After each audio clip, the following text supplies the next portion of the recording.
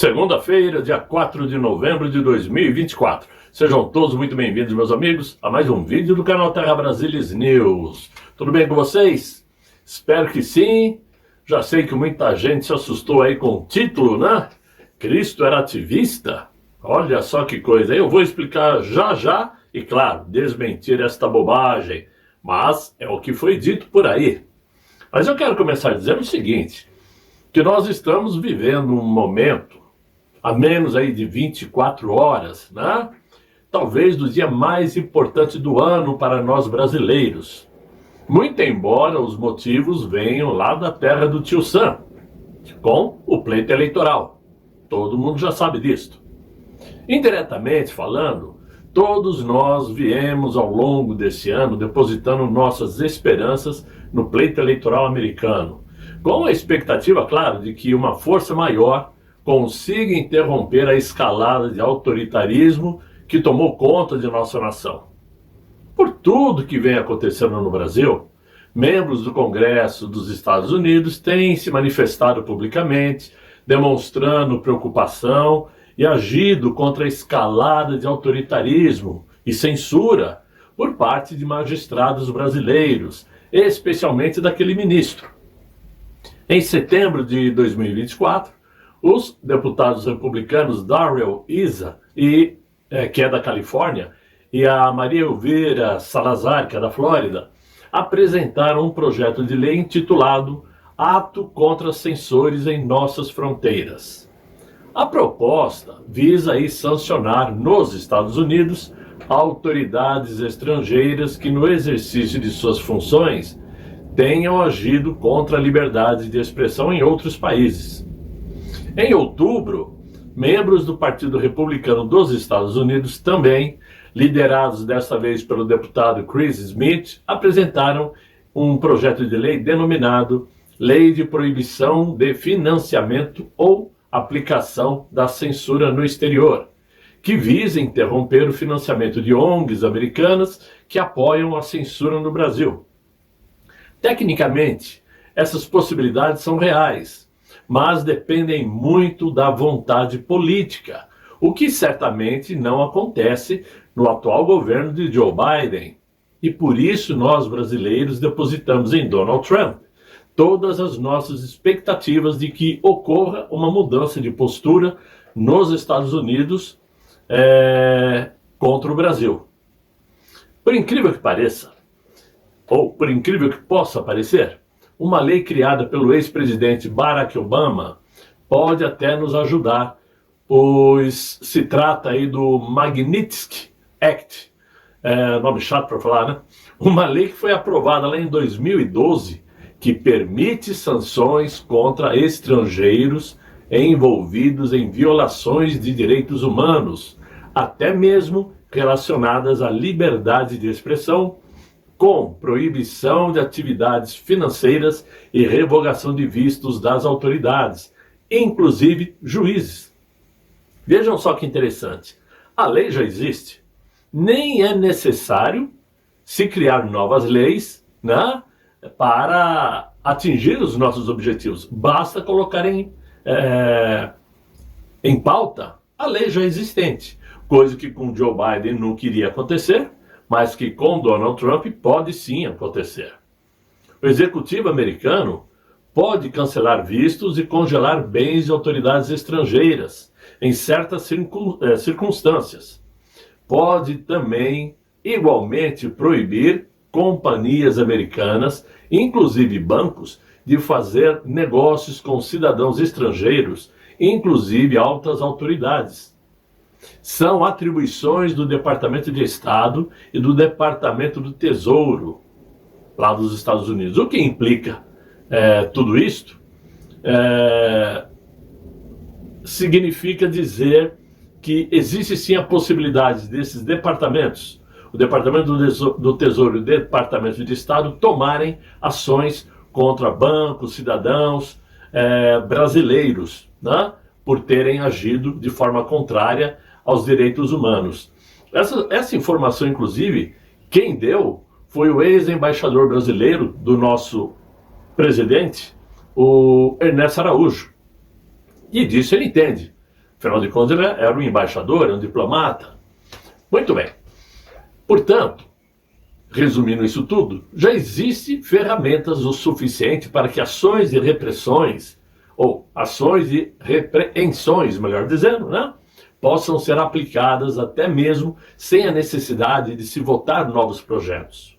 Muito embora saibamos que, possivelmente, com a vitória de Donald Trump, os republicanos também serão majoritários tanto na Câmara Baixa, que é a Câmara dos Deputados americanos, como no Senado. Então isso por si só já facilitaria a aprovação de qualquer lei pró-republicanos. Fato é que, independente ao que venha acontecer amanhã, dia final do pleito, já que nos Estados Unidos os cidadãos podem votar antecipadamente, Donald Trump aparece na frente das pesquisas, de diversas pesquisas independentes, nas casas de apostas e também no mercado financeiro. O que não significa dizer que não possam ocorrer fatos estranhos como aconteceu em 2020. Eu posso afirmar que houve, porque eu tive a oportunidade de votar em Donald Trump em 2020. Ele estava disparado à frente e também aconteceram coisas estranhas no meio da contagem dos votos. Trump estava muito à frente, cerca de meia-noite alguma coisinha, foi interrompida a contagem de votos, ficou fora do ar e voltou cerca de 3h15 da madrugada, já com Joe Biden à frente, o que não explicava muito bem o resultado de pesquisas. Mas não vamos entrar no mérito da questão, até para não me ferrar aqui com o YouTube outra vez, não é isso? Bom, até porque naquele período Donald Trump vinha fazendo um excelente governo, economicamente falando, né? Reduzindo impostos, tanto de empresas como dos pobres, o combustível estava super baixo, né? E o que incomodava, o que era? Que ele combatia as ideologias da esquerda. Esse sempre foi o problema, e continua sendo até hoje. Muito bem. Temos que pensar o seguinte, temos que ter fé, acreditar que dessa vez não vai haver nenhum tipo de surpresa, porque pelo que aparece, pelo que se apresenta, Donald Trump só não ganha nas manchetes do New York Times e CNN americana, porque de resto ele está à frente de tudo. Então é esperar para aguardar. Amanhã à noitinha nós já teremos aí uma projeção do que acontecerá, ok? Agora, vamos falar aí desse assunto incômodo, que é, em minha opinião, usar o nome de Deus em vão. Se tem uma coisa que eu abomino, é usar o nome de Deus em vão. Principalmente quando sai da boca de quem não é cristão. Né? Por quê? O atual mandatário brasileiro disse aí no último dia 17 de outubro que ninguém foi mais de esquerda do que Jesus Cristo. Vejam só o absurdo das palavras dele. Como ele gosta de usar o nome de Cristo em vão, não é mesmo? Muito bem. Ele disse o seguinte: a gente tem medo de dizer que a gente é de esquerda. Por que a gente tem medo? Se ninguém mais foi de esquerda do que Jesus Cristo. Ninguém brigou mais pelos pobres do que Jesus Cristo. É exatamente por brigar pelos pobres e cuidar dos doentes e atender os mais necessitados que os ricos da época mandaram crucificar Jesus Cristo, afirmou ele no evento. Muito bem. Outros ativistas de esquerda afirmam que Jesus Cristo planejou um golpe de Estado para derrubar o governo de Roma, do imperador romano, pregando que ele veio ao mundo para salvar o povo e que o seu Deus era outro e não o imperador. E que por esse motivo ele foi preso, julgado por 2 tribunais. Olha o que eles falam. Nem parece que estão citando o que aconteceu aqui no Brasil, né? Mas eles falam que Cristo foi julgado por 2 tribunais. Primeiro, num julgamento religioso lá pelo Sinédrio, né, que era um tribunal religioso, e depois por um julgamento político, quando foi julgado por Pôncio Pilatos, o governador romano da época, né? As acusações políticas contra Jesus eram: sedição, declarar-se rei e incitar o povo a não pagar impostos a César. Ai, mãe. Claro que eu não preciso dizer aqui que tudo isto não passa de uma blasfêmia da maior importância, um populismo barato e sem vergonha, né, de ateus, porque cristão de esquerda, talvez só os da CNBB aqui no Brasil, né? Porque fora isso eu não conheço ninguém. Mas eles só não disseram, ou melhor dizendo, esses ativistas só não dizem que o mesmo imperador, né, comparativamente falando, aos dias de hoje, claro, no julgamento político, antes de julgar Cristo, ele libertou o Barrabás. Olha só que coisa. Será que é coincidência com os dias de hoje? Eu não creio que seja. Até porque se a esquerda foi buscar esse assunto para se colocar como necessários aos pobres brasileiros, para os mais necessitados, né? Por que o atual mandatário não multiplica o pão para os pobres também? Por que ele não pega uma picanha e multiplica a picanha para os pobres? Assim todo pobre vai ter picanha para comer. Por que ele não faz isso? É aquele tal negócio. Eles usam certinho a cartilha de Marx.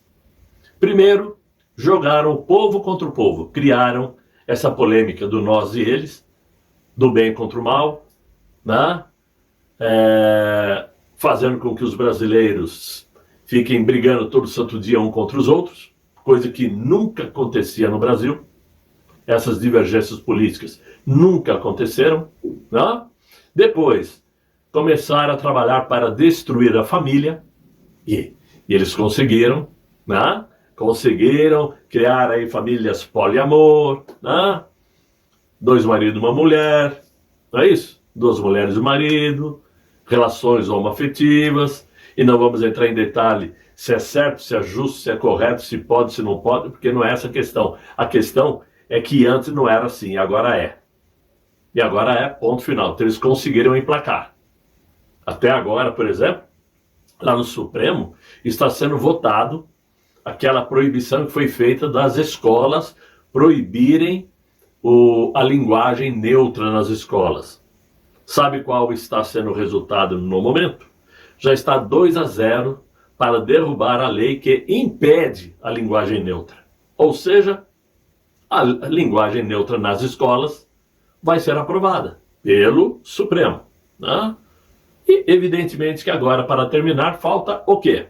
Falta eles destruírem a religião, acabarem com a religião, tirarem da cabeça dos brasileiros a necessidade, a importância vital para o povo da existência de Deus. Claro que quem é ateu não acredita e não aceita e está balançando os ombros. Só que na hora que o avião está caindo, a primeira coisa que ele grita é: ai meu Deus, não é? É sempre assim. É sempre assim. Então, o que a esquerda precisa fazer? Desacreditar a religião, desacreditar a família e jogar o povo um contra o outro. Porque é o melhor método para que eles possam se perpetuar no poder. Por isto, a importância da vitória de Donald Trump amanhã. Porque certamente ele vai fazer um cerco, comercialmente falando, contra o Brasil. Vai fazer esse cerco, com toda certeza. Isso vai influenciar no andamento da política interna no Brasil.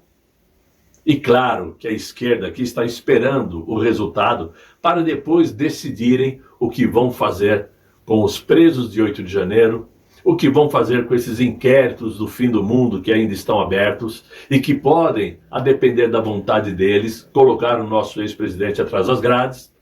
Tudo isso está em compasso de espera para ver o que acontece amanhã nos Estados Unidos. Espero poder voltar amanhã para comentar isso com vocês também. Ok? Por hora, é o que eu tinha nesse vídeo. Espero que vocês tenham gostado. Como sempre digo, se gostaram, deixem os likes, chamem os amigos para me acompanhar aqui no canal, divulguem o vídeo e quem puder colaborar com o Terra Brasilis News, eu agradeço de coração, porque toda ajuda é bem-vinda. Ok? Desejo a todos um excelente fim de noite, muito bom descanso. Até amanhã, se Deus quiser e Ele há de querer. Fiquem bem, fiquem com Deus. Tchau, tchau.